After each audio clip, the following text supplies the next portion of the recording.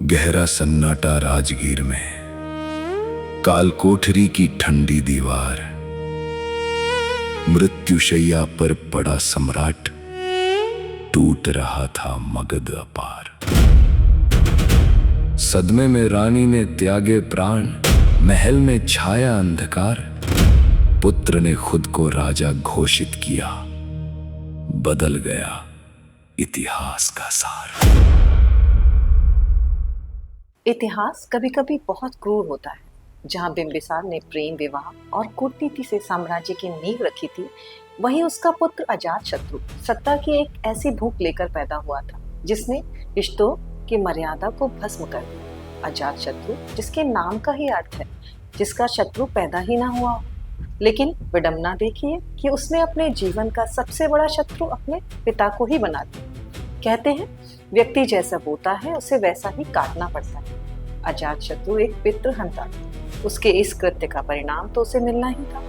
अजातशत्रु के पुत्र ने अपने पिता की पितृहंता की विरासत को आगे बढ़ाया। अजातशत्रु भी उसी मानसिकता का शिकार हुआ जिसका शिकार उसके पिता बिंबिसार हुए थे। आज के इस एपिसोड में हम मगध के उस कालखंड में चलेंगे जहां बुद्ध की शांति और अजातशत्रु की युद्ध पिपासा के बीच संघर्ष चल रहा था।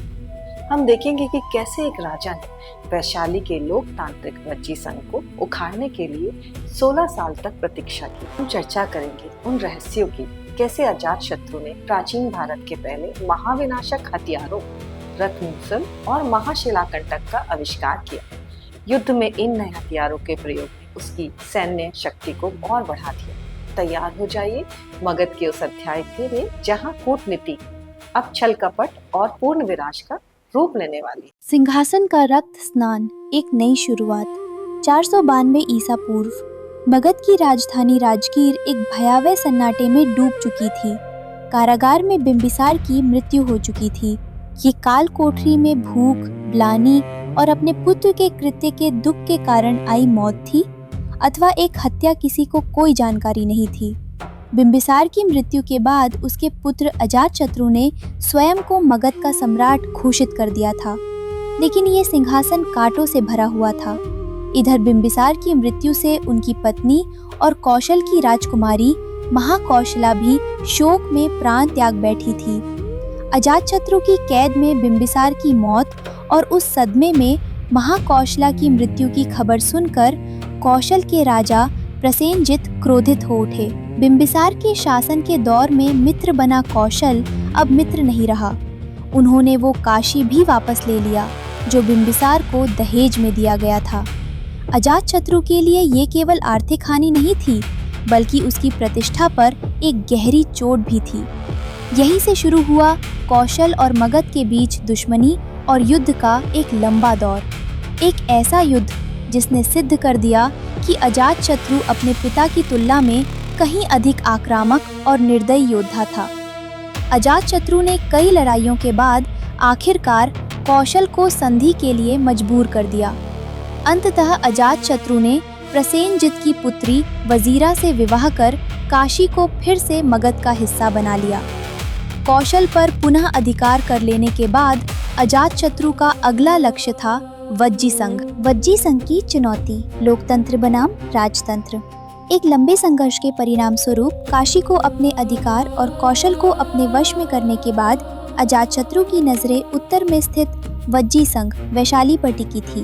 वैशाली उस समय 8 कबीलों का एक शक्तिशाली गणराज्य था जहां लिच्छवियों का शासन था। ये दुनिया का पहला कार्यात्मक लोकतंत्र माना जाता था। बिंबिसार के शासन काल से ही वज्जी संघ तथा मगध में मनमुटाव और तनाव की स्थिति बनी हुई थी।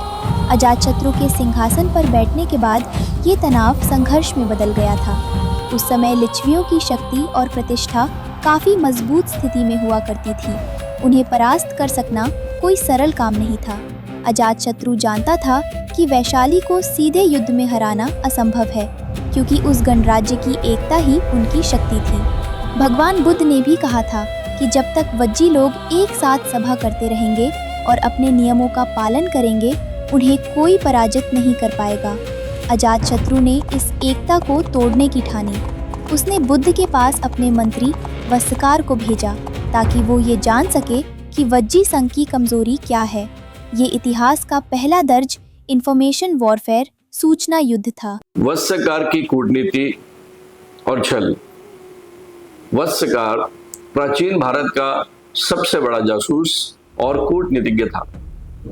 अजातशत्रु की योजना के तहत वत्सकार ने दरबार में दिखावटी विद्रोह किया और वैशाली में शरण ले ली। लिच्छवियों ने उसे एक विद्वान ब्राह्मण मानकर अपना सलाहकार बना लिया। अगले 3 वर्षों तक वत्सकार ने चुपचाप लिच्छवी राजाओं के बीच फूट डालने का काम किया। उसने अनेक बच्चों और युवाओं के मन में एक दूसरे के प्रति जहर भर दिया। इसका परिणाम यह हुआ कि जब युद्ध हुआ तो असंगठित वैशाली के बिखरे हुए लिच्छवी एकजुट होकर अजातशत्रु का सामना नहीं कर सके। जब वैशाली की वह अभेद एकता बिखर गई तब अजातशत्रु ने आक्रमण का बिगुल फूंका। यह दर्शाता है कि अजातशत्रु केवल बल का नहीं बल्कि मनोविज्ञान का भी खिलाड़ी था।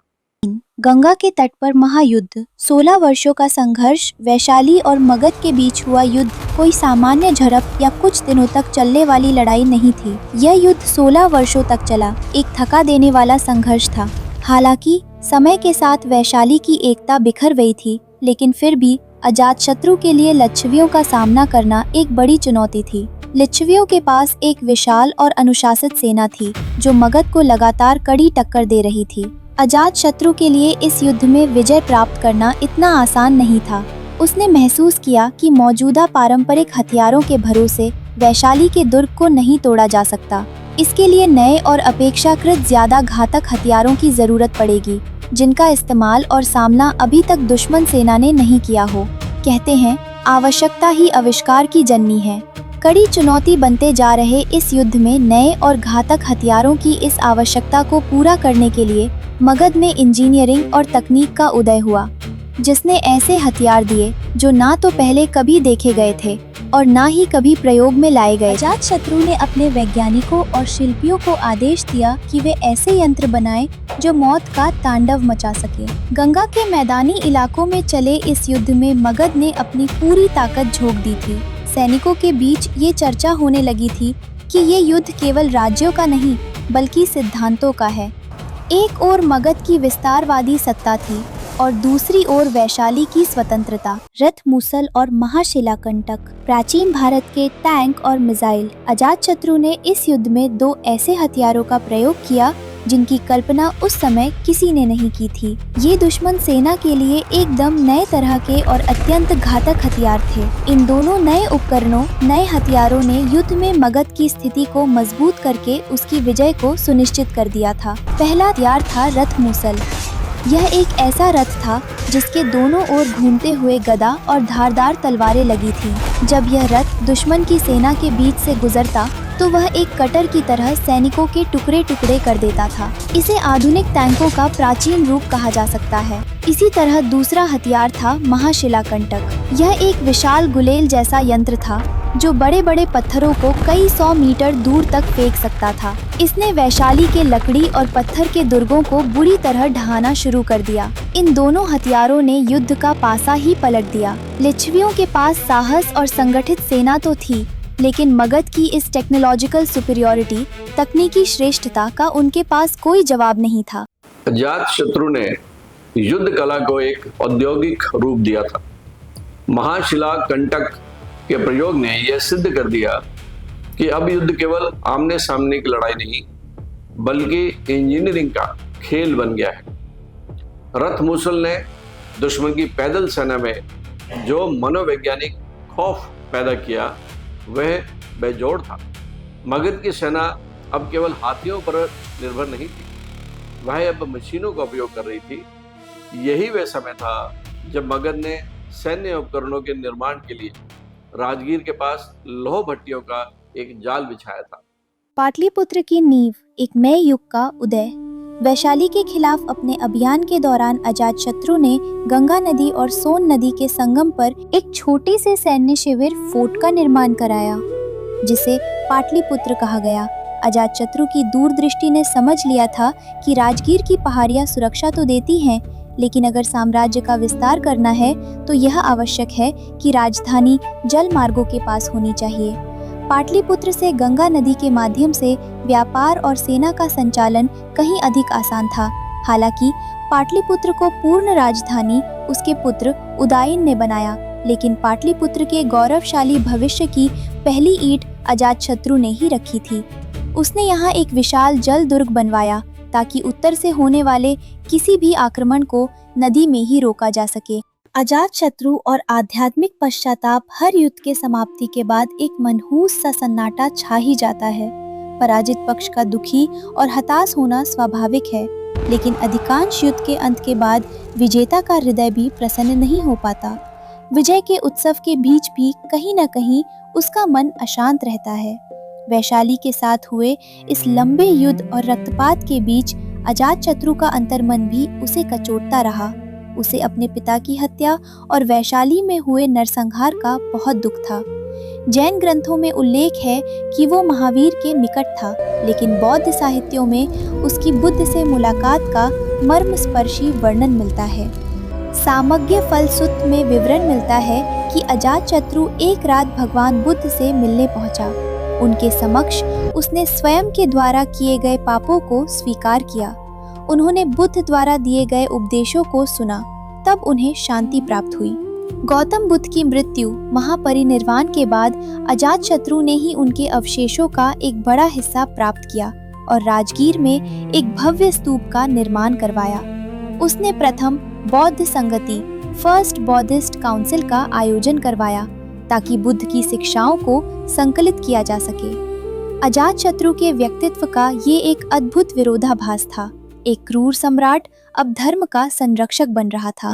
अवंतिका का भय और राजगीर की किलेबंदी अजातशत्रु ने वैशाली को तो जीत लिया था, लेकिन अब पश्चिम से एक नई चुनौती उभर चुकी थी। अवंतिका, उज्जैन के राजा चंडप्रद्योत। प्रद्योत एक अत्यंत महत्वाकांक्षी राजा था और वो मगध की बढ़ती शक्ति से चिंतित था। इधर अजातशत्रु भी अवंतिका के महत्वाकांक्षी राजा को लेकर सतर्क था। इतिहासकारों का मानना है कि चंडप्रद्योत के आक्रमण के डर से ही अजातशत्रु ने राजगीर की पहाड़ियों के ऊपर निर्मित उन विशाल पत्थर की दीवारों को पहले से और अधिक ऊंचा और मजबूत किया, जिन्हें हम आज भी देख सकते हैं। उसने मगध को एक अभेद्य किले में तब्दील कर दिया था। हालांकि चंडप्रद्योत और अजातशत्रु के बीच कभी कोई सीधा और बड़ा युद्ध नहीं हुआ, लेकिन इस कोल्ड वॉर शीत युद्ध ने मगध को अपनी सैन्य व्यवस्था को और भी ज्यादा मजबूत और पेशेवर बनाने पर मजबूर किया। अजातशत्रु को केवल एक विनाशक के रूप में देखना गलत होगा। उसने मगध को वह कौटिल्य पूर्व कूटनीति दी जिसमें राज्य की सुरक्षा और विस्तार के लिए किसी भी नैतिक मूल्य का बलिदान दिया जा सकता था। उसने मंडल सिद्धांत की अनौपचारिक नींव रखी। उसकी सबसे बड़ी उपलब्धि थी एक संगठित और अनुशासित सेना के साथ साथ एक मजबूत गुप्तचर तंत्र। वह जानता था कि युद्ध मैदान से ज्यादा मन में लड़े जाते हैं। अजातशत्रु के बिना मगध कभी भी मौर्यों के लिए वह लॉन्च पैड नहीं बन पाता जिसने पूरे उप महाद्वीप को एक किया। अजातशत्रु का अंत, इतिहास का न्याय। अजातशत्रु ने अपने जीवन में जैसा बोया था वैसा ही काटा। उसने सत्ता के लिए अधीर होकर अपने पिता का ही वध कर दिया था, जबकि पिता के बाद संभवतः वही भावी राजा था। लेकिन कहते हैं ना, कर्मों के फल सामने आते ही हैं। 32 वर्षों के शासन के बाद अजातशत्रु के साथ भी वही हुआ। इतिहास ने अपने आप को दोहराया और उसके पुत्र उदयन ने सिंहासन प्राप्त करने के लिए अजातशत्रु की हत्या कर दी। हर्यक वंश का यह इतिहास पितृहंताओं के इतिहास के रूप में जाना जाने लगा। लेकिन अजातशत्रु ने अपने पीछे जो मगध छोड़ा, वो अब उत्तर भारत का एकमात्र सुपर पावर बन चुका था। उसने कौशल को हराया, वैशाली को नष्ट किया और काशी पर पूर्ण नियंत्रण कर लिया। अब मगध की सीमाएं हिमालय से लेकर विंध्य की तलहटी तक फैल चुकी थी। अजातशत्रु की गाथा रक्त और पश्चाताप का एक संगम है। उसने मगध के भूगोल को बढ़ाया, लेकिन अपने कुल के सम्मान को गिरा दिया। उसके काल में मगध ने अपनी सामरिक ताकत की चरम सीमा को छुआ, लेकिन सत्ता के भूखे उत्तराधिकारियों ने हर्यक वंश को पतन की ओर धकेल दिया। अगले एपिसोड में हम देखेंगे कि कैसे अजातशत्रु का पुत्र उदयन राजगीर की पहाड़ियों को छोड़कर गंगा की गोद में अपनी नई राजधानी पाटलिपुत्र की स्थापना करता है। कैसे मगध अब एक नदी साम्राज्य, रिवरिंग एम्पायर बनने वाला है, और क्या हर्यक वंश के बाद मगध की बागडोर किसी और योग्य वंश के हाथ आएगी? देखते रहिए महाजनपद मगध का अगला एपिसोड, राजगृह से पाटलिपुत्र, एक नई राजधानी का उदय।